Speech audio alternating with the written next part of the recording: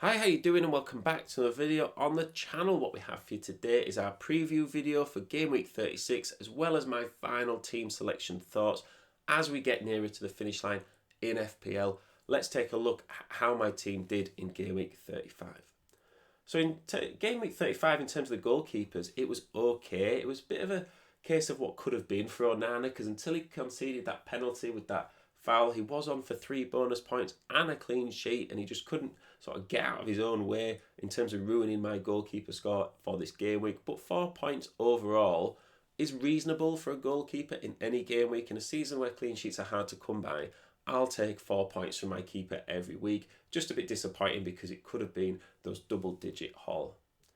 So in terms of defenders, it wasn't great really, and I think having Spurs and Chelsea players for a double game week, it's not necessarily how they're going to score loads of points. I think it just takes them 2 games to get a reasonable single game week score, and that kind of proved with Cucurella because he started on -1 in the first game. He had an own goal, and I was just thinking like, oh no, like I've brought him in on a wild card and he's going to negatively impact my score, but he did turn it around with a clean sheet and 2 bonus points yesterday for Chelsea against Spurs.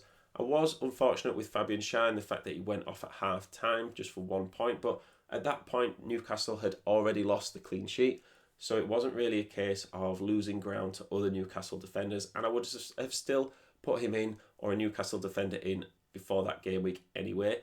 Pedro Porro is disappointing. He doesn't really seem to be getting those attacking returns at the moment, and Spurs just aren't keeping clean sheets as well. He's still a good defender to have compared to a lot of others.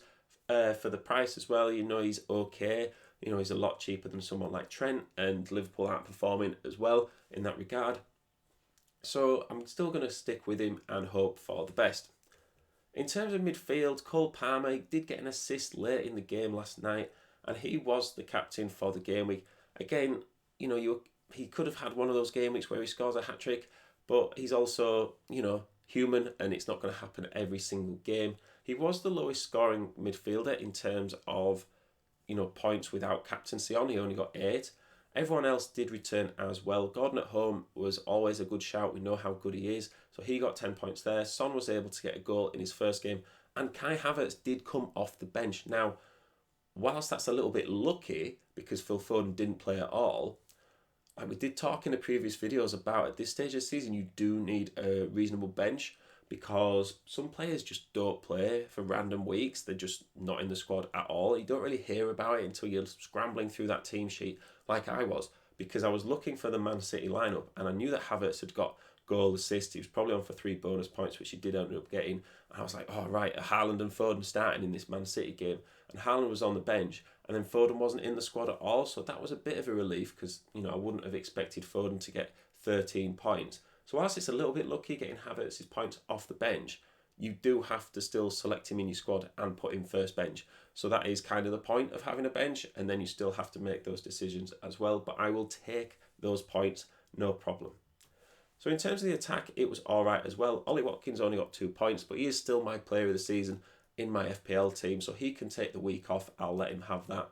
Haaland got a return off the bench, and Isak got 13 points, and we did talk about how important it was to get someone like Isak in. That triple Newcastle at this stage of the season looks really good, and you needed those Newcastle points to get a good score this game week, which does put me at 82 points overall and a green arrow of about 5k, which takes me to 15,000 overall rank, which is absolutely brilliant, and we still have a chance of that top 10k, and everyone in the top 25k is still thinking the same thing. The points are so tight. Can we do it? Let's take a look at the fixtures for this game week. So it's really important to notice for the fixtures for this week is that the deadline is tonight. So if you're watching this on Friday, please don't forget, because that's what you don't want to do at this stage of the season if you're pushing for rank, is miss the deadline. I think for me, in terms of captaincy, it's probably going to be a Man City player at home to Wolves.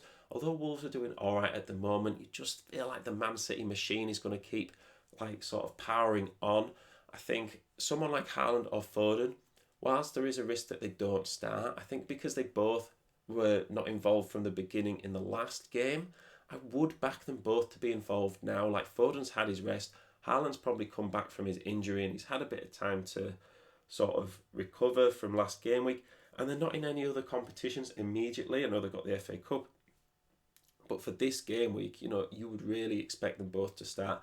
I think for Man City, if you picked a player like Foden, say, and he didn't start again, he's unlikely to come off the bench, because Man City, if they're winning, they'll maybe just sort of see it as it is and just ride it out with the players they've got on the pitch. But it is a risk. I think if you didn't want to take a risk, that Isak captaincy away at Burnley looks really good. Now, Burnley are playing a bit better at the moment, but they are still a team in the bottom three of the Premier League, so there's only so much that they can turn it around.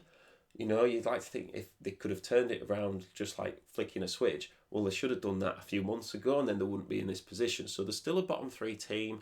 Isak is still on form. I think he would be my backup captain. I am personally tempted to captain Isak.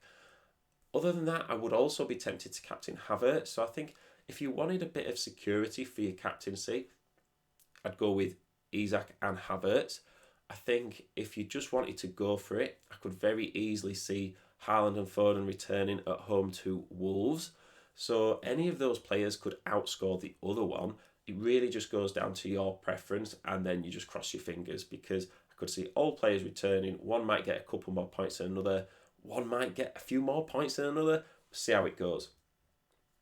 So my team for this game week is looking pretty good, to be honest. Because we wildcarded in game week 35, there's not really any transfers I need to make.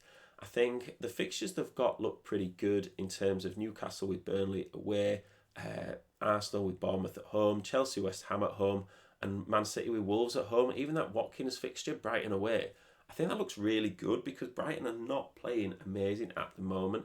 I think I've got Son on the bench because I don't really see who I would take out in midfield and attack for Son with Liverpool away. If you've got any different thoughts, let me know.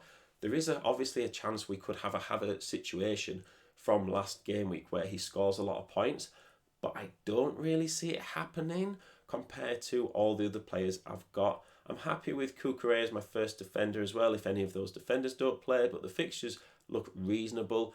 There is a chance that Pedro Porro comes out for Cucurella, but that'll probably be a game time decision on deadline day later today, when we sort of try and get a bit of team news as to who might be playing. But that's really difficult on a Friday night with a lot of games later on Saturday.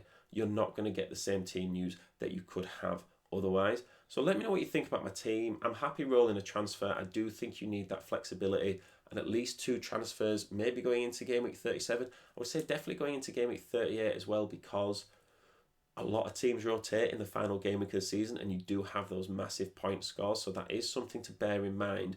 If you kind of got one transfer and you're sort of shoehorning a transfer in, I would just save it and then roll a transfer for next game week. So you've always got 2 transfers to use for any given game week in terms of rotation and injury risk. So thank you very much for listening. Good luck in this game week. Hopefully you had a good game week as well last game week. And if you're pushing for a certain milestone rank, I really hope you get it. I will see you in the next one.